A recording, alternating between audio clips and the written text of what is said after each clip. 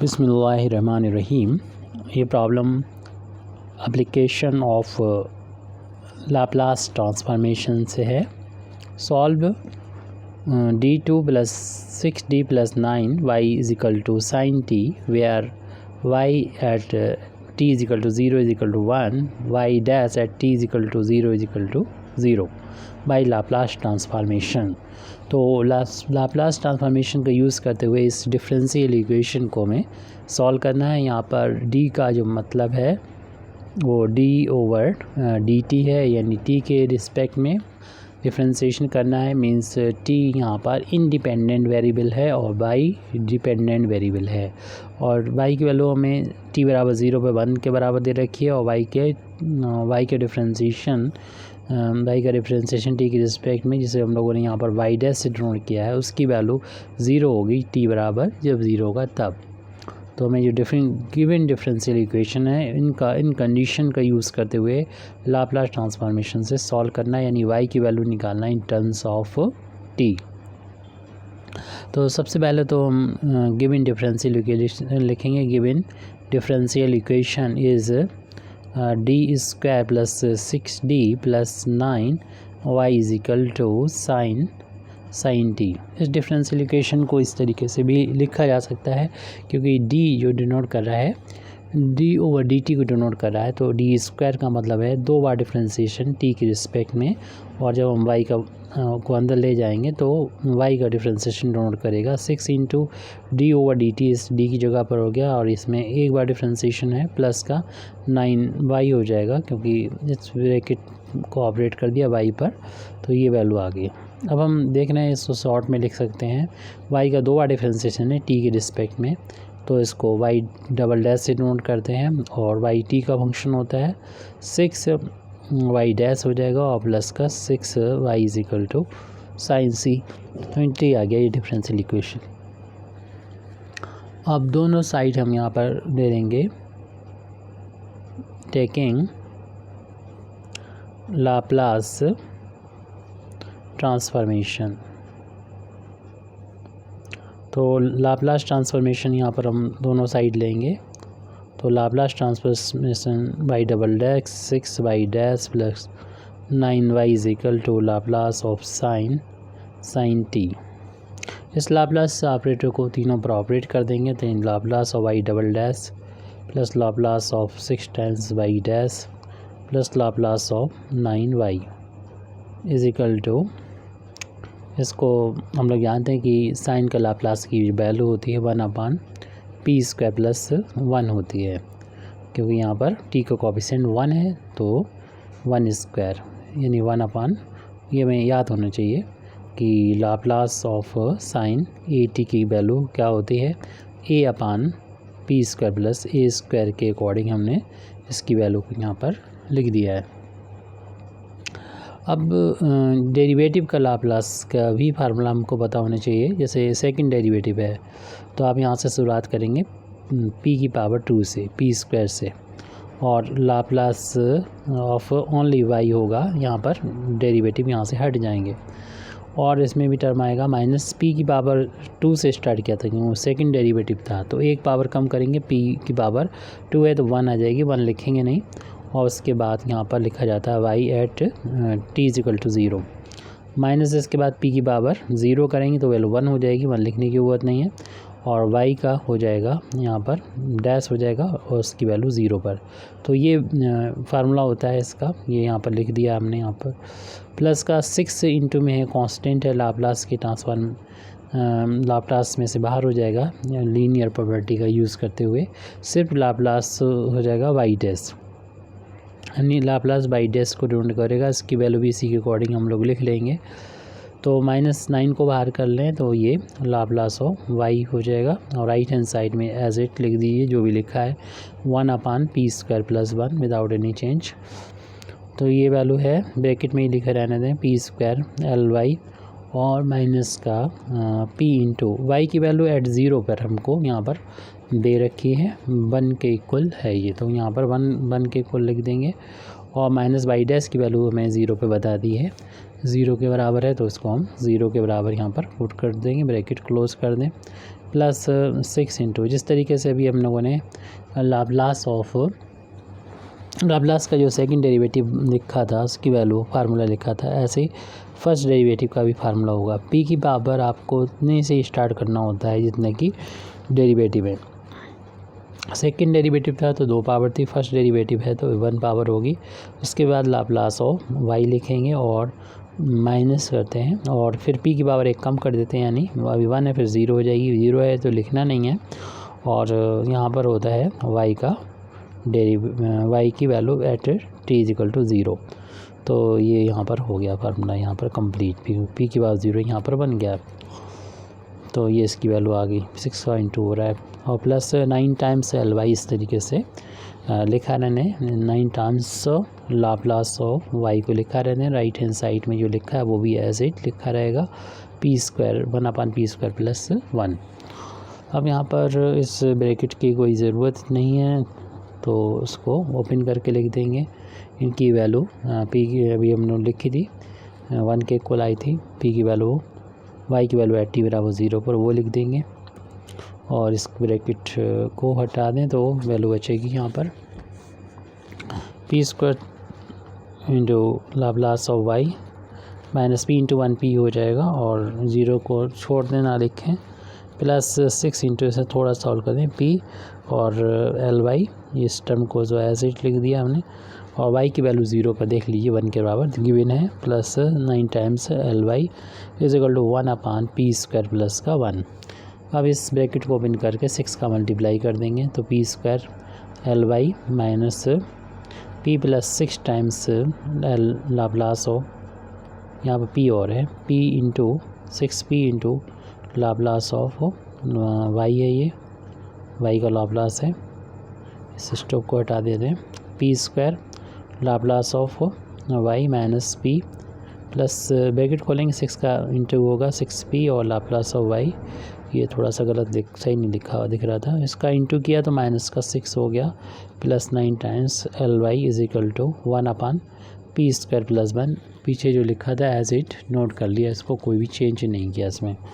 L Y के ये 3 term मिल रहे हैं, इन तीनों टर्म को हम पास लिखने के बाद में या समझने की लिख गए, इन तीनों में से कॉमन लेंगे तो पहले में तो बचेगा p², दूसरे में बचेगा यहाँ पर 6p और तीसरे में बचेगा प्लस का 9 और यहाँ पर ये एल वाई को हमने कॉमन लिए हैं तीनों टर्म्स में से। बाकी जो टर्म्स हैं उनको हम लेफ़्ट से राइट में पहुँचा देंगे। यहाँ पर माइनस p बचा एक टर्म और दूसरा माइनस का 6 है, जिसे राइट में पहुँचाएंगे तो ये हो जाएगा p प्लस का 6 हो जाएगा, तो p प्लस से यहाँ पर 6 लिख लेंगे और पहले से मौजूद जो टर्म है 1/p² प्लस 1 उसको भी लिख दें। अब हम देख रहे हैं कि ये तो होल ऑफ स्क्वायर हो गया क्योंकि ये p का स्क्वायर है और ये 3 का स्क्वायर है 9 और बीच वाला जो है वो दोनों का इंटू का ट्वाइस है, यानी p इंटू 3 का ट्वाइस, तो इससे होल ऑफ स्क्वायर करके लिख देंगे और p प्लस 6 को एक साथ एक ब्रैकेट में कर लें 1/p² प्लस 1। अब हमें इसे लिखा जा सकता है p का स्क्वायर है 3 का स्क्वायर है और दोनों के इंटू का होल ऑफ स्क्वायर हो गया।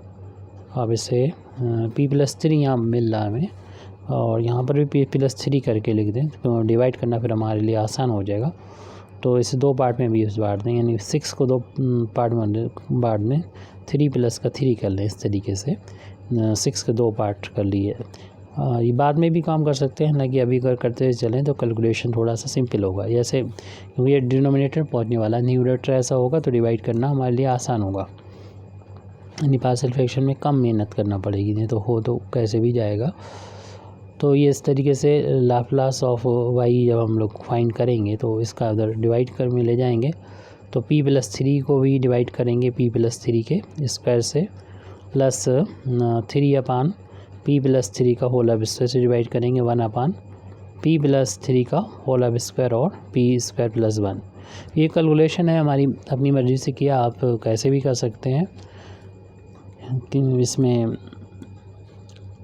एलसीएम लेके भी सॉल्व किया जा सकता है और फिर उसके बाद पार्शियल फ्रैक्शन करें, लेकिन एडवाइस यही रहेगी कि पहले तो पार्शियल फ्रैक्शन पहले से होते हुए चलें कुछ सिंपल होता हुआ चले, फिर आसानी से हम पार्शियल फ्रैक्शन यहाँ पर निकाल सकेंगे, जैसे यहाँ पर कह रहे हैं। ये प्रैक्टिस से ये चीज़ें आ जाएंगी कहाँ से हमें अलग अलग करना है।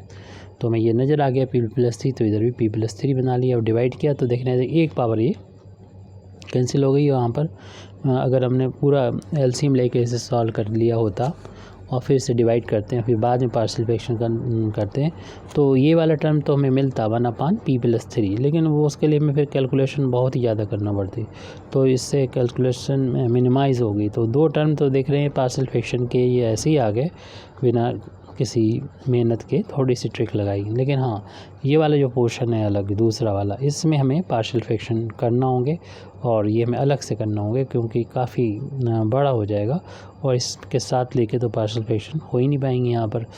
तो इसे अलग से पार्शियल फ्रैक्शन जब हमारे आ जाएंगे तो इक्वेशन नंबर 1 यहाँ से डाल दें और यहाँ पर इसे पुट कर देंगे क्योंकि काफ़ी दूर चला जाएगा ये। तो एड्रेस यहाँ पर डाल दिया से फिर हम वापस से इसे बुला लेंगे क्योंकि कनेक्शन भी इससे टूट जाएगा। हमें Ly की वैल्यू भी निकाली है, y की वैल्यू अगर हमें चाहिए होगी तो लाप्लास इन्वर्स ले लेंगे, तो उधर लाप्लास इन्वर्स लग जाएगा, इधर y की वैल्यू आ जाएगी, बस यही करना है। लेकिन लाप्लास इन्वर्स जब लेंगे इन सब का तो उसके लिए ये पार्शियल फ्रैक्शन में अगर टूटे हुए होंगे ऐसे तो इनका तो आसानी से निकालना होगा, इनटू है तो इसलिए थोड़ा सा मुश्किल है, तो इसीलिए इसका पार्शियल फ्रैक्शन कर लें तो आसानी होगी। और ऐसे तो कन्वोल्यूशन फार्मूले का भी यूज़ करते हुए निकाल सकते हैं, तो उस मेथड पे हम नहीं जाते हुए सिर्फ पार्शियल फ्रैक्शन का ही यूज़ करेंगे। तो इसी को हम यहाँ पर लिख दे रहे हैं 1/P+3 का होल ऑफ स्क्वायर और P² + 1। तो इसके पार्शियल फ्रैक्शन कैसे मानते हैं, आपको मालूम है कि जब एक ही यानी लीनियर हो ये, यानी एक पावर का हो, उसमें बस रिपीट हो रहा हो यानी पावर हो, तब उस तरीके से हम मानते हैं। A/, पहले तो एक पावर लेते हैं इसकी, फिर उसके बाद B/ इसकी P+3 की 2 पावर लेते हैं। अगर 3 पावर होती तो इतना लिखते, C/ इसकी पावर 3 और हो जाती। चाहे जितनी पावर होगी वहाँ तक, एक पावर से वहाँ तक पहुँचना पड़ता है। ऊपर सिर्फ इस फार में हमें पार्शियल फ्रैक्शन मानना होते हैं। लेकिन अगर ये क्वाड्रेटिक है 2 पावर में है तो यहाँ पर ऊपर जो मानेंगे, इस B तक तो आ चुका है तो C से स्टार्ट करेंगे, CP और +D यहाँ पर इस तरीके से। अगर ये क्वाड्रेटिक 2 पावर का तो ऊपर इस तरीके से 1 पावर मानना पड़ेगा और अपान में ये P² + 1। फिर हम लोग क्या करते हैं, इसे इक्वेशन नंबर यहीं पे डाल देंगे 2, क्योंकि जैसे ही पार्शियल A B की C की वैल्यू आ जाएगी D की, यहाँ पुट कर देंगे हम, इसके पार्शियल फ्रैक्शन ये आ जाएंगे। लेकिन इनकी वैल्यू कैसे निकालेंगे, A B C D की वैल्यू कैसे निकालेंगे, तो इनके लिए इनका एलसीएम ले लेंगे। इनका ही ये वैल्यू ही एलसीएम हो जाती है, तो ज़्यादा मेहनत नहीं करना है। होल ऑफ स्क्वायर और इसको लिख दें P² + 1। जब इसको डिवाइड करेंगे तो एक पावर कैंसिल हो जाएगी, एक पावर यानी P+3 की एक पावर का इंटू और साथ में इस P² + 1 का भी इंटू हो जाएगा, प्लस B इंटू यहाँ पर देखिए इसको डिवाइड करेंगे तो ये पूरा कैंसिल, इस P² + 1 का ऊपर B में इंटू हो जाएगा यानी P² + 1 का इंटू। अब लास्ट टर्म है, जब इसको डिवाइड किया जाएगा इससे तो ये पूरा कैंसिल और ये P+3 का होल ऑफ स्क्वायर का इस CP + D में मल्टीप्लाई हो जाएगा P+3 के होल ऑफ स्क्वायर से। और लेफ्ट हैंड साइड में 1/P+3 के होल ऑफ स्क्वायर और P² + 1 के इक्वल चल रहा है, तो अपान में सेम है तो ये कैंसिल हो जाएगा, तो ये इसके इक्वल हो जाएगा यानी 1 की वैल्यू हो जाएगी A × P+3 और P² + 1 plus V × P² + 1 plus ये हो जाएगा CP + D और P+3 का होल ऑफ स्क्वायर। अब इसकी वैल्यू निकालने के लिए हमें आगे चलना होगा, यानी इनका आपस में इंटू करना होगा, इसका होल ऑफ स्क्वायर करके इंटू करना होगा, फिर यहाँ पर पॉलीनोमियल बनाना होगा P में लेफ़्ट, और फिर हम जानते हैं कि लेफ़्ट और राइट के पॉलीनोमियल के कोएफिशिएंट इक्वल होते हैं, तो यही हमें करना होगा। इसके लिए पहले इंटू करें, तो इंटू यहीं पे कर सकते हैं 1 = A, इसका इंटू करेंगे तो P की पावर हो जाएगी 3, P की पावर 3 हो गई, प्लस का P हो गया यहाँ पर, इसका हो जाएगा इंटू 3, P² 3 का 1 में यानी प्लस का 3, इन दोनों ब्रैकेट्स का इंटू हो गया, प्लस इसमें B का चाहे इंटू कर लें या ऐसे रहने दें, B × P² + 1। पार्शियल फ्रैक्शन आता है तो आप खुद से कर लीजिएगा, इसको स्किप कर सकते हैं इसको। सी पी प्लस डी और इसका होल अब स्क्वायर को ओपन करेंगे तो आ जाएगा पी स्क्वायर प्लस का 3 का स्क्वायर 9 और इन दोनों के इंटू का ट्वाइस हो जाएगा 6p हो जाएगा। अब हमें आपस में इनका इंटू करना बाकी रह जाएगा। लेफ्ट बाकी सारे टर्म को एज इट लिख देंगे, ऑर्डर से लिख देंगे। तो हमारा फर्स्ट टर्म चल रहा अगले पेज पर, यहाँ पर हम लिख रहे हैं लेफ्ट हैंड साइड में 1 है, राइट हैंड साइड में a का जो कोफिशिएंट है वो p की पावर 3 प्लस 2p स्क्वायर और फिर 3p स्क्वायर था, 3p स्क्वायर और p प्लस 3 है, p प्लस 3 इसको लिख दिया। फिर इसमें b को कोफिशिएंट जो कि p स्क्वायर प्लस 1 है उसको एज इट लिखा रहने दें और अभी ब्रैकेट इनटू करना पड़ेगा, यानी cp का मल्टीप्लाई इन तीनों टर्म में करेंगे। तो cp का जब हम मल्टीप्लाई करेंगे p स्क्वायर में तो cp क्यूब हो जाएगा और cp का मल्टीप्लाई 9 में करेंगे तो 9cp हो जाएगा और जब हम cp का इंटू 6p में करेंगे तो 6cp स्क्वायर हो जाएगा प्लस का 6cp स्क्वायर हो जाएगा। तो इसी तरीके से d का इंटू इन तीनों में करेंगे तो आ जाएगा प्लस का dp स्क्वायर हो जाएगा और इसी तरीके से d का 9 में करेंगे तो 9d हो गया और d का इसमें 6p में करेंगे तो 6dp हो जाएगा। ये आप लिख के देख लीजिएगा, पेज पलट के दिखाने में दिक्कत है। 6dp। तो ये टर्म्स जो है पीछे देख लीजिएगा जो हमने लिखे हैं, बस मल्टीप्लाई किया है दोनों ब्रैकेट्स का, वो आप खुद से कीजिएगा। यहाँ पर दोनों ब्रैकेट्स जो मिल गए थे हमको, इन दोनों ब्रैकेट्स का इंटू करके ये हमारा इतना आ गया था यहाँ से लेके यहाँ तक, यानी cp cube plus 9cp plus 6cp square dp square plus 9d plus 6dp। अब हमें p की पावर को पॉलिनोमियल के फॉर्म में यहाँ पर लिखना होगा। तो p की सबसे बड़ी पावर 3 है और उसका कोफिशिएंट यहाँ पर देख रहे हैं a है और तब नहीं मिलेगा जब हम देख रहे हैं यहाँ p क्यूब का कोफिशिएंट यहाँ पर c है, तो यहाँ पर c लिख लेंगे प्लस का c, ये मिला है p क्यूब का कोफिशिएंट। p स्क्वायर को कोफिशिएंट देखें तो तब मिलेगा जब a का इंटू यहाँ पर होगा 3 टाइम्स a हो जाएगा, तो 3 टाइम्स a हो गया ये p स्क्वायर कोफिशिएंट। और भी मिलेगा जब इस ब्रैकेट को ओपन करेंगे, b का इंटू होगा इस p स्क्वायर में तो p स्क्वायर कॉमन ले लेंगे और देखेंगे यहाँ पर भी देख रहे हैं p स्क्वायर कोफिशिएंट 6c है तो उसको भी लिख देंगे और यहाँ पर p स्क्वायर कोफिशिएंट d है उसको भी लिख दिया, ये p स्क्वायर कोफिशिएंट। अब हम p के कोफिशिएंट को सर्च करेंगे तो यहाँ पर a का इंटू जब p में होगा तब मिलेगा p का कोफिशिएंट a और नहीं मिल रहा है यहाँ b वाले में, और यहाँ पर मिल गया हमें c वाले में 9c है p का कोफिशिएंट प्लस का 9c है और यहाँ पर देख रहे हैं 6d है, p का कोफिशिएंट 6d है, ये p का कोफिशिएंट आया है, यानी मल्टीप्लाई p में कर लें। अब कांस्टेंट इसमें p नहीं है, a का इंटू 3 में करेंगे तो ये 3a आ जाएगा, b का इंटू 1 में करेंगे प्लस का b मिल गया है और इसके साथ साथ जो है फिर हम लोग आगे चलते हैं।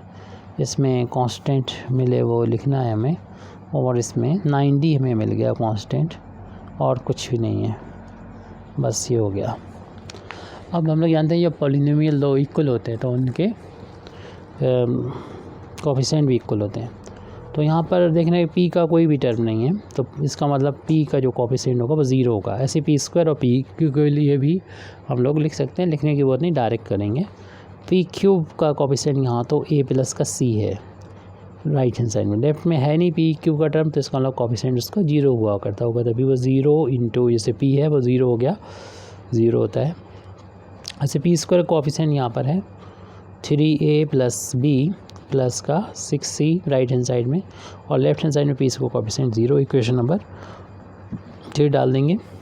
और यहाँ पर जो p का कोफिशिएंट है वो है a प्लस 9c और प्लस 6d, और यहाँ पर राइट हैंड साइड में जो p को कोफिशिएंट नहीं है, p का टर्म ही नहीं है, तो उसका मतलब कोफिशिएंट 0 होगा, इक्वेशन नंबर 4। अब यहाँ पर कांस्टेंट टर्म इधर है जिसमें p नहीं है, वो है 3a प्लस का b और प्लस का 9d, और यहाँ राइट हैंड साइड में वो कांस्टेंट 1 है, तो उसको 1 के बराबर रख देंगे, इक्वेशन नंबर 5। ये 4 इक्वेशन है, 4 इक्वेशन है, और 4 हमारे पास अननोन है a b c d, तो उनकी वैल्यू ज़रूर हम लोग निकाल सकेंगे, निकल आएगी वैल्यू।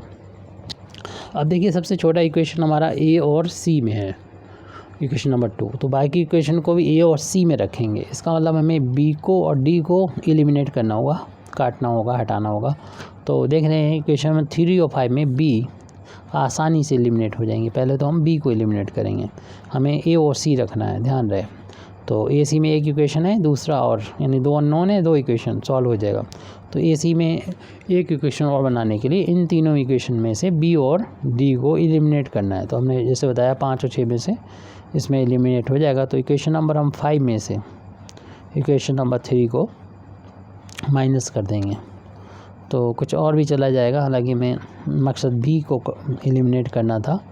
तो इक्वेशन नंबर 5 है ये, और उसके बाद 3 को इसी के नीचे लिख देंगे, 3a प्लस b और प्लस का 9c प्लस का d, और राइट हैंड साइड में 0, इक्वेशन नंबर ये 3 है। जब हम इसको माइनस करेंगे तो नीचे जो b टर्म है उनके साइन चेंज हो जाएंगे, और ये ना सिर्फ v कैंसिल होगा प्लस माइनस, बल्कि a भी कैंसिल हो जाएंगे प्लस माइनस, और यहाँ पर माइनस का 6c बचा, और 9d में से एक d माइनस होगा, तो 8d प्लस का बचेगा, क्योंकि 9 प्लस है, और राइट हैंड साइड में 1 में से 0 माइनस करेंगे तो 1 आ जाएगा।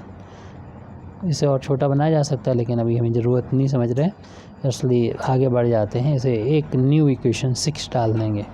हमें इक्वेशन जो है वो हमें इक्वेशन जैसे सी और डी में जो इक्वेशन मिला है हमको, तो ऐसे ही इक्वेशन और तो इस तरीके से हमारे पास इक्वेशन अब बचे हुए हैं 4 और 6, जिसमें से हम डी को एलिमिनेट करना चाहेंगे। तो 4 और 6 में डी, तो फिर इक्वेशन ये डी, सी भी हमें एलिमिनेट करना है, ए और डी, ए सी बचे, डी को एलिमिनेट करना है। तो डी को एलिमिनेट कर सकते हैं हम इक्वेशन नंबर 4 का यूज़ करते हुए, क्योंकि 3 और 5 तो यूज़ हमने अभी कर लिए हैं, और ये मिला है। अब हमें 4 का बचा हुआ था, उसको इसके साथ में ले लेंगे, 6 के साथ में, क्योंकि उसमें जो है बी अब नहीं, इसमें भी नहीं है और इसमें भी नहीं है। तो अब अगला जो है डी को एलिमिनेट करना है, तो उसके कोएफिशिएंट को बराबर करना होगा। तो यहाँ पर कोएफिशिएंट थोड़ा बड़ा है, उधर 6 है, डी का कोएफिशिएंट यहाँ पर है 8, तो इसका या तो हम 24 कैल्शियम जो होगा 24 वो कर लेते हैं, 6 और 8 कैल्शियम 24, यानी 24 बनाने के लिए इक्वेशन नंबर 1 में मल्टीप्लाई करना होगा 4 से। तो इक्वेशन नंबर 4 को 4 से मल्टीप्लाई कर देंगे, और माइनस कर देंगे इक्वेशन नंबर 6 को, इसमें भी 24 बनाने के लिए 3 से मल्टीप्लाई कर देंगे, यानी इक्वेशन नंबर 1 में हम 4 से मल्टीप्लाई करके यहाँ पर लिख दे रहे हैं। तो 4a प्लस का 96c प्लस का 24d इज इक्वल टू 0 में इंटू करेंगे 0 रहेगा। इक्वेशन नंबर न्यू डाल दें 7, और इक्वेशन नंबर 6 में 3 से इंटू करेंगे तो आपके सामने ही है ये, तो ये हो जाएगा 18 हो जाएगा, माइनस का 18c और 3 का इंटू किया 24d आ जाएगा। मेन मकसद यहाँ पर हमारा था कि एक नया इक्वेशन आ जाएगा कि इसमें जब हम माइनस करेंगे या प्लस करेंगे तो डी एलिमिनेट हो जाए, क्योंकि इक्वेशन नंबर 2 जो है वो ए और सी में है, तो हम ए और सी में इक्वेशन एक और चाहते हैं, तो वो हमें अब मिल जाएगी। माइनस करने से जो नीचे वाले टर्म है उनके साइन चेंज हो गए, तो ये 4a हो गए प्लस के, और ये दोनों ही ऐड हो जाएंगे। तो ऐड होके जो है तो यहाँ पर 4a बचा, और ये दोनों प्लस के हैं तो ऐड करके लिख लिए जाएंगे। इन दोनों का सम जो हो जाएगा 4 8 6 और 8 सॉरी 14 हो जाएंगे, और ये 4 1 5 54 हो जाएगा सी। राइट हैंड साइड में भी 1 था, यहाँ पर कुछ गड़बड़ गलत लिख दिया, आपने देख लिया होगा। इक्वेशन नंबर 6 में 3 से इंटू करेंगे तो यहाँ पर 3 आएगा, तो ये 3 रह गया। और राइट हैंड साइड में फिर माइनस करें तो माइनस का 3 हो जाएगा। इक्वेशन नंबर 6 में हम 3 से मल्टीप्लाई किया तो ये आया। अब इक्वेशन ने एक न्यू आ गया, ये 9 डाल दें इसको।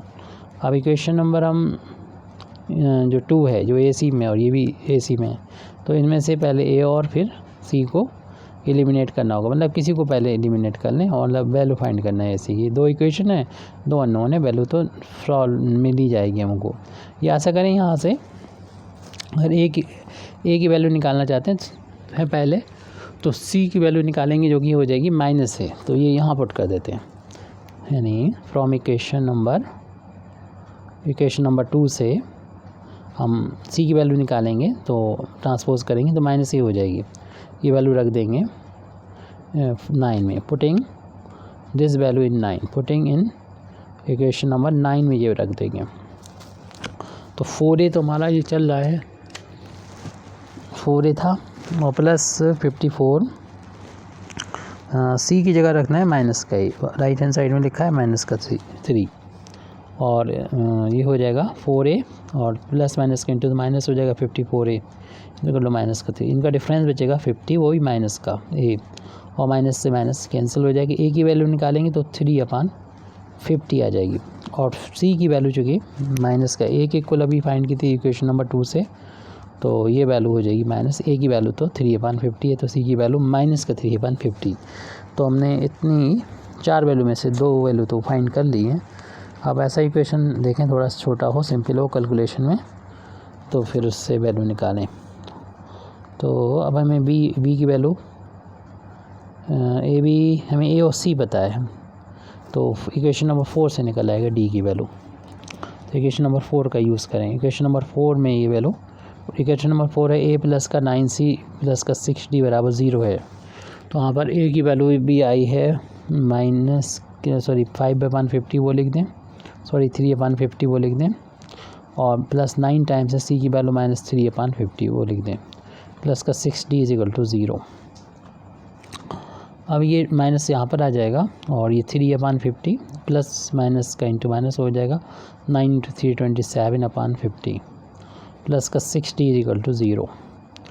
इनमें दोनों का एलसीएम ले लेंगे जो 50 होगा, तो 3 माइनस का 27 प्लस का 6D = 0, इनका डिफरेंस ये बचेगा 24 बचेगा माइनस का /50 प्लस का 6D = 0। इसको 2 से कैंसिल भी कर सकते हैं, छोटा भी किया जा सकता है, तो कैलकुलेशन अभी कर सकते हैं। तो ये बचेगा 12/25, इसको ट्रांसपोज करेंगे तो प्लस का हो जाएगा 6D = प्लस का हो जाएगा 12/25, और यहाँ से 6 से कैंसिल कर सकते हैं 12 को 2 टाइम्स, तो D की वैल्यू आ गई 2/25। D की वैल्यू भी फाइंड कर ली, तो फिर अब बचा हुआ ओनली हमारा B की वैल्यू फाइंड करना। तो जो भी इक्वेशन सिंपल लगे आपको उसका यूज़ कर सकते हैं। तो इक्वेशन नंबर हमें 5 से वैल्यू निकालना आसान नज़र आता है, तो इक्वेशन नंबर 5 को यूज़ करें। तो इक्वेशन नंबर 5 में देख लीजिए क्या लिखा हुआ है, 3A है और A की जगह पर लिखते चलें 3/50 है, प्लस B जिसकी वैल्यू फाइंड करना है, प्लस 9D की वैल्यू अभी निकली है 2/25, राइट हैंड साइड में 1 है।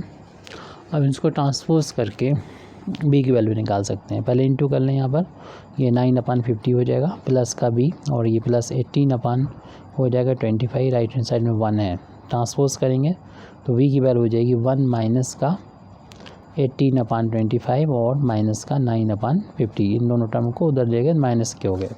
अपान में बंद कर लेंगे तो इन सब का एलसीएम हो जाएगा 50 यहाँ पर आएगा, माइनस का जो 2 बार डिवाइड होकर 2 से इंटू करेंगे 36 हुआ, माइनस ये 9 ही आ जाएगा, 50 से 50 कैंसिल, 1 का ऊपर 9 में इंटू, तो B की वैल्यू चल रही है। इन दोनों को ऐड कर लेंगे 36 और 9 को, तो ये तो हो जाएगा 45। तो B की वैल्यू यहाँ पर अगले पेज पर हम लोग देख रहे हैं, B की वैल्यू आ गई 50 माइनस का 45 अपान में है 50।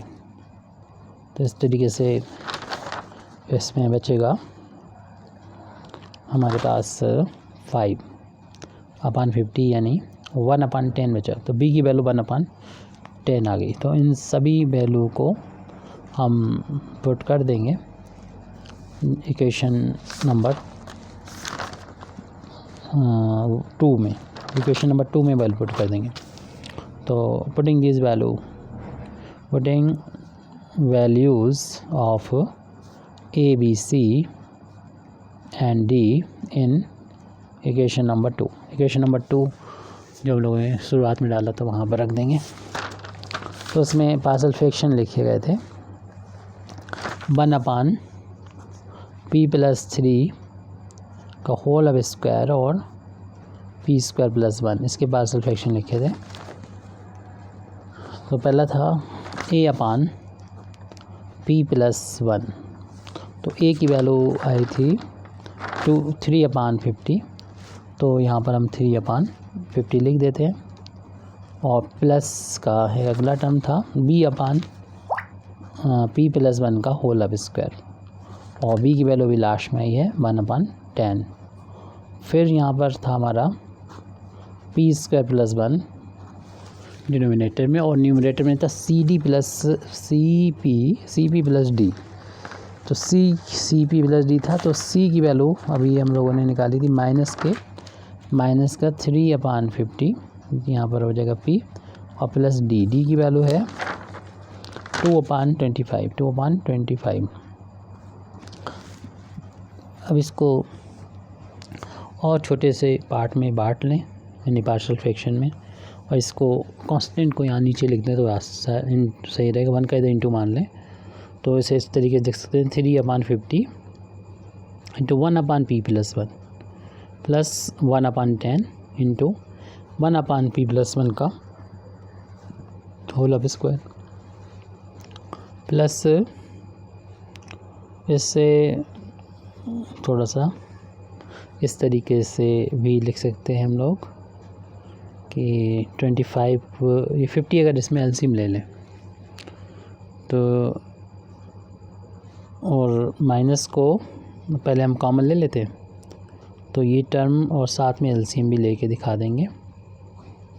एलसीएम इनका हो जाएगा, ये तो हमने एसिड लिख दिया, एलसीएम 50 हो जाएगा, और माइनस कॉमन लिए तो ये टर्म तो प्लस हो जाएगा और 3p आएगा, और ये माइनस हो जाएगा 50 जो है 25 से डिवाइड करेगा 2 बार, और 2 का ऊपर जब इंटू करेंगे तो 4 हो जाएगा, माइनस का यानी 4 हो जाएगा इस तरीके से। तो इसे लिखने के बाद हम लोग इसको 50 को फिर नीचे लिख देंगे और कोशिश करेंगे इसको और छोटे फ्रैक्शन में तोड़ने की। तो इन टर्म्स को तो ऐसे ही लिखा रहने दें, एज इट लिखा रहने, कोई भी चेंज नहीं होगा। 3/50 क्योंकि पार्शियल फ्रैक्शन में तोड़ लेंगे तो हमें उतना ही लाप्लास से इन्वर्स निकालने में आसानी होगी, इसलिए हम उसको और ज़्यादा उसमें ओपन करना चाहते हैं 1 + b का होल अब स्क्वायर। इसी को इन दोनों टर्म को नोट कर दिया। पहले तो हम इस 50 को माइनस शुरू में लगा हुआ है 1/50 करके यहाँ नीचे लिख दें, और जो न्यूमरेटर है वो 3p - 4 और अपान में लिखा हुआ है p² + 1। इसको भी देखिए और पार्ट में अलग अलग करके लिखा जा सकता है। स्टेप बढ़ नहीं है लेकिन आप डायरेक्ट कर सकते हैं, हमें तो डिटेल में बताना होता है। 1/p+1 प्लस 1/10 इंटू 1/p+1 का होल अब स्क्वायर। तो पहले तो हम इस ब्रैकेट को ओपन करेंगे तो अंदर के साइन चेंज हो जाएंगे। तो 1/50 तो दोनों के साथ रहेगा, टर्म के साथ में पहला टर्म होगा 3p अपान में ये पूरा p² + 1, फिर ये माइनस माइनस प्लस हो जाएगा, 4 न्यूमरेटर में आएगा और डिनोमिनेटर में 50। यहाँ 1 का इंटू मान सकते हैं तो 1 अपान में ये p² + 1 आ जाएगा।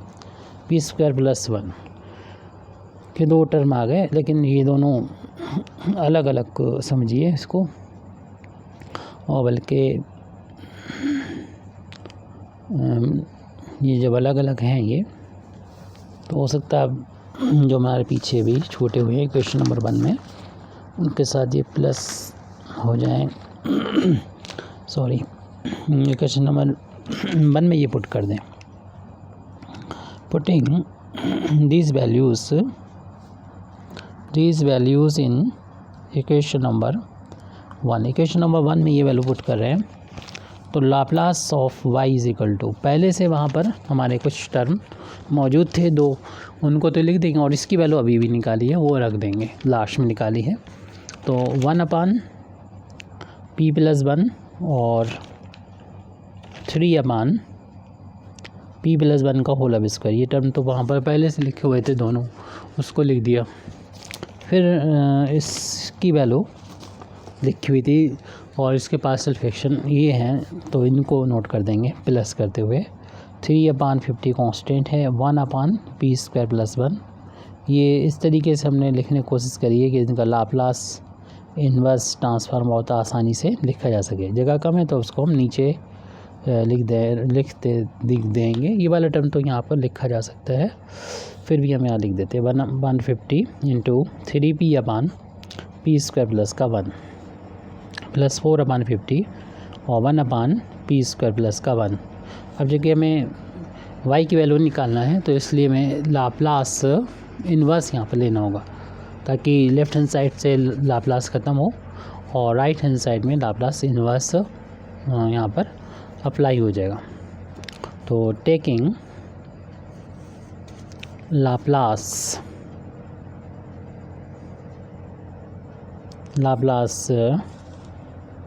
ट्रांसफॉर्म, कुछ टर्म तो ऐसा नज़र आ रहे हैं कि कुछ ऐड हो जाएंगे या सब्सट्रैक्ट हो जाएंगे। तो ये वाला टर्म दिख रहा है कि ये कैंसिल होता हुआ नज़र आ रहा है, तो लाप्लास इन्वर्स तो हम लोग बाद में ले लें। यहाँ पर ये वाले टर्म जो है यानी 3p, लेकिन यहाँ से इसमें p है तो ये तो नहीं कैंसिल होगा, और ये भी टर्म सब, ये दोनों टर्म जो है वो लाइक टर्म है, 1/p+1 का होल स्क्वायर, तो इनको कॉमन ले सकते हैं अगर हम। और ये दोनों टर्म ऐड हो सकते हैं, तो इनको जो है हम लोग मिला के एक कर सकते हैं और फिर बाद में लाप्लास ट्रांसफॉर्म इसको निकालें तो कैलकुलेशन कम करनी होगी, हालांकि ऐसा भी हम लोग कर सकते हैं, तो बार बार हमें करना होगा, तो इसलिए इसको बाद में लिख देते हैं, पहले लाइक टर्म को जोड़ लें। तो देखिए 1/p+1 का तो एक ही टर्म है, तो इसको तो ऐसे लिख देंगे 1/p, और p+1 का होल स्क्वायर के ये दोनों टर्म नज़र आ रहे हैं, तो इसमें कोएफिशिएंट तो 3 है, 1/p+1 का होल स्क्वायर जब कॉमन लेंगे तो 3 है, और यहाँ पर कोएफिशिएंट 1/10 हो जाएगा, क्योंकि हमने यहाँ पर 1/p+1 के होल स्क्वायर को कॉमन लिया इन दोनों टर्म में से। और p+1 का होल स्क्वायर के दो टर्म ये हैं, और इसमें ये 3 है, ये 4 है, कैलकुलेशन चेक कर लीजिएगा, कुछ गड़बड़ी हो तो सही कर लीजिएगा।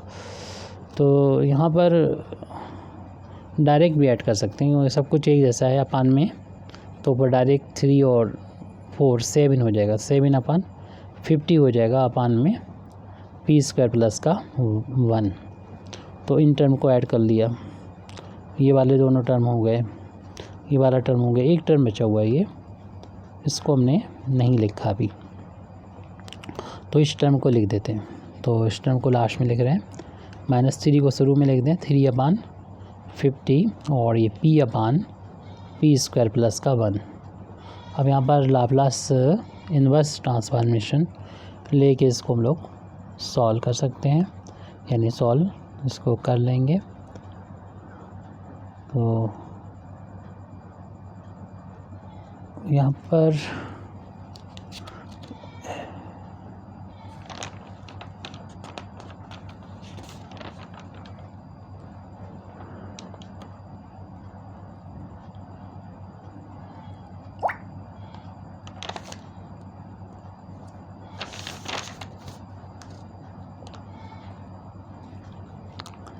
एक गलती हो रही है, यहाँ पर हमने वैल्यू पुट की है, putting the value of ABCD in equation number 2। वहाँ पर देखिए कि यहाँ पर क्योंकि इतना बड़ा सवाल दोबारा लगाना थोड़ा मुश्किल रहेगा, इसलिए इसी में करेक्शन करना होगा। इक्वेशन अपन पेज पलटने की वजह से जो है वो गलती हो गई है। ए बी सी की वैल्यू तो हमने सही रखी है ऊपर, ए बी सी डी की वैल्यू। अपान में जो वैल्यू लिखी है वो गलत है, वो पीछे देख के लिख देंगे इक्वेशन नंबर 2 को। इक्वेशन नंबर 2 जो था हमारा ये था, पहला ए के नीचे जो है वो p+3 है, तो यहाँ पर ये p+3 आएगा। ऐसे ही बी के अपान में आएगा p+3 हो, तो ये p+3 आएगा। बाकी p+1 ही है, वो तो ठीक है। इसीलिए किसी ने हमसे बोला था कि अपने नोट्स लेके बैठें ताकि कोई गलती ना हो। ये सब नहीं बोला तो गलती ना हो। अब नोट्स किसके तो हमारे बने नहीं हैं, तो इसलिए सारा कैलकुलेशन और इतना टाइम नहीं इसको नोट्स बनाए पहले बैठ के, तो इसलिए जो कुछ करना होता है यहीं पर करते हैं आपके साथ।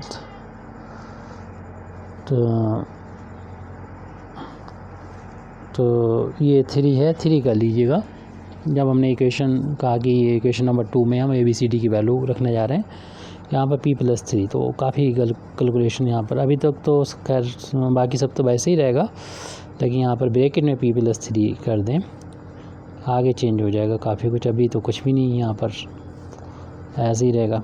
काफ़ी हद तक काफ़ी बड़ी गलती जो है आसानी से सुधर जाएगी। अब इक्वेशन नंबर जब हमने 1 में वैल्यू रखी तो वहाँ पर भी देखिए हमें लग रहा है गलत वैल्यू, p+3 थे दोनों टर्म, 1 क्यों कर दिए हमने ये। इसमें भी 3 था और यहाँ पर भी 3 था, ये तो 3 है, और साथ में यहाँ पर भी ये, तो अभी हम ऊपर से वैल्यू नोट कर रहे हैं, ये तो ये वैल्यू 3 है और ये वाली भी वैल्यू 3 है। तो p+1 तो बस p² + 1 ज़रूर है। अब इस स्टेप के बाद हम इसको कैंसिल कर देते हैं, काट देते हैं, फिर उसके बाद दोबारा सॉल्व करेंगे। मतलब इस चीज़ को p+3 का तो एक ही टर्म है, और इसके अलावा अगर दूसरा टर्म है तो हम लोग इसको देख सकते हैं कहाँ पर है। तो इसमें एक पावर वाला टर्म होना चाहिए। हाँ देखिए ये वाला टर्म मिल गया गलती से, देखिए ये p+3 है तो इसे p² लिख दिया गया था, इसमें ये गलती है। तो यहाँ तक ये गलती में सुधार हो गया। तो ये भी इसमें p+3, इसमें भी p+3, तो p+3 1/p+3 कॉमन ले लेंगे, तो यहाँ पर कोफिशिएंट 1 और यहाँ पर 3/50 बचेगा। तो अगले स्टेप में अगले पेज पर Ly की वैल्यू इक्वल चल रही है, Laplace of y equal to चल रहा है, जैसे कि अभी हमने बताया 1 बचेगा कोफिशिएंट और 3/50 बचेगा। जब हम कॉमन ले लेंगे 1/p+3 को, आप खुद से लिख के देखिएगा। तो ये दोनों टर्म जब हमने लिख लिए हैं तो उसके बाद में p ये वाले भी देख लिए, आसानी से नज़र आ रहे हैं। तो इनका कोफिशिएंट 3, ये तो हमने अभी किया था वही है 3 और 1/10, और p+3 का होल अब स्क्वायर है। तो p+3 के होल स्क्वायर के ये दो टर्म यहाँ पर हमें मिल रहे हैं, एक तो 3 मिल रहा है और दूसरा 1/10। जी हमने 1/p+3 के होल स्क्वायर के कोफिशिएंट को कलेक्ट कर लिया। अब ये जब दोनों कलेक्ट हो गए, ये दोनों कलेक्ट हो गए, 4 हो गए, तो लास्ट के 2 बचे हुए हैं, इन्हें आप मिलाएं ना, क्योंकि ऊपर p लिखा है इसमें कांस्टेंट है, तो इसको एज इट लिखा रहने दें। तो ये है माइनस का 3/50 करके लिख दें, जैसे अभी लिखा था हमने, p/p² प्लस का 1, और फिर लास्ट का टर्म लिख दें 4/50 और 1/p² प्लस का 1। अब हमें थोड़ा सा कैलकुलेशन कर लेना चाहिए, इनका एलसीएम लेंगे, 50 ऊपर बचेगा, 3 जो ऐड होगा तो 53/50 हो जाएगा, और 1/p प्लस का 3 अपान बंद कर लें, और एलसीएम इसमें लेंगे 3, तो ये 30 और 1 31, थोड़ा सा डायरेक्ट कर रहे हैं क्योंकि सवाल जो है वो काफ़ी बड़ा हो गया, कैलकुलेशन में गलती भी हो गई। 3/50 और ये p/p² प्लस 1, और इसको लिख दें प्लस 4/50 इंटू 1/p² प्लस 1। अब क्योंकि हमें फाइंड करना है, ये तो लाप्लास ऑफ y है। अब अब यहाँ पर हम लिख दे रहे हैं टेकिंग लाप्लास इन्वर्स या inverse Laplace transformation, inverse Laplace transform, तो y की वैल्यू मिलेगी और इस तरफ हर एक टर्म पर लाप्लास इन्वर्स ट्रांसफॉर्मेशन की लीनियर प्रॉपर्टी लगेगी। मीन्स ये होगा इसका पूरे पे लाप्लास इन्वर्स लगेगा पहले, लेकिन जो कांस्टेंट हैं वो तो बाहर हो जाएंगे और लाप्लास सिर्फ लग जाएगा इन्वर्स 1/p+3 पर। ऐसे ही यहाँ पर कांस्टेंट 30/10 ये बाहर हो जाएंगे और लाप्लास इन्वर्स हो जाएगा 1/p+3 के होल स्क्वायर का। ऐसे ही यहाँ पर भी होगा, ये कांस्टेंट है -3/50 बाहर ले लीजिए और लाप्लास इन्वर्स हो जाएगा p/p² + 1 का। ऐसे लास्ट वाला टर्म 4/50 कांस्टेंट है, इनटू में बाहर ले लिया और लाप्लास इन्वर्स जो अप्लाई होगा वो 1/p² + 1 पे लगेगा। तो अगले पेज पर हम लोग यहाँ पर देखेंगे, यहाँ पर शिफ्टिंग प्रॉपर्टी अप्लाई कर देंगे। जब यहाँ पर शिफ्टिंग प्रॉपर्टी यहाँ पर अप्लाई करेंगे तो आपको मालूम है p में से माइनस हो रहा हो कोई, तो उसको e की पावर में ले लेते हैं, यानी इसे लिख सकते हैं p माइनस ब्रैकेट में -3, तो -3 जो है t, तो लाप्लास इन्वर्स जो माइनस हो रहा था यानी p -3 से ऐसे लिख सकते हैं, तो इसको हटा दिया जाएगा, ओनली 1/p बचेगा। आपको मालूम ही ये सॉल्व करना, क्योंकि एप्लीकेशन ऑफ लाप्लास इन्वर्स चल रहा, तो ये तो लाप्लास इन्वर्स की प्रॉब्लम थी। प्लस 31/10, इसमें भी यही प्रॉपर्टी रखें, यानी p+3 को p माइनस का 3 कर दें, तो शिफ्टिंग प्रॉपर्टी थी e की पावर -3t बाहर ले लें, लाप्लास इन्वर्स इसे जो कांस्टेंट हटा के ये 1/p² हो जाएगी वैल्यू। तो ये हम अगली स्टेप यहाँ से लिख रहे हैं, ये वाला टर्म ये हो गया माइनस का, ये तो डायरेक्ट फार्मूला होता है, ये तो कॉस t की वैल्यू होती है p/p² + 1 लाप्लास इन्वर्स, तो -3/50 ये तो कॉस t के बराबर होता है और ये साइन t के बराबर होता है, ये आपको मालूम है, तो इसलिए हम इसको डायरेक्ट लिख दे रहे हैं प्लस का 4/50 साइन t। और अगली ये y की वैल्यू आ जाएगी हमारी 53/50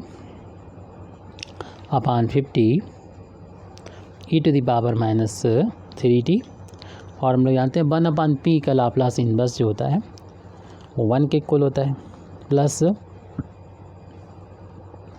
31/10 और e⁻−3t और 1/p² का लाप्लास इन्वर्स t, ये हम लोग को याद होने चाहिए, और फिर माइनस का 3/50 है कॉस t और प्लस 4/50 है साइन t। यहाँ पर हमारा कह सकते हैं y की वैल्यू आ गई, ये हमारा आंसर आ चुका है।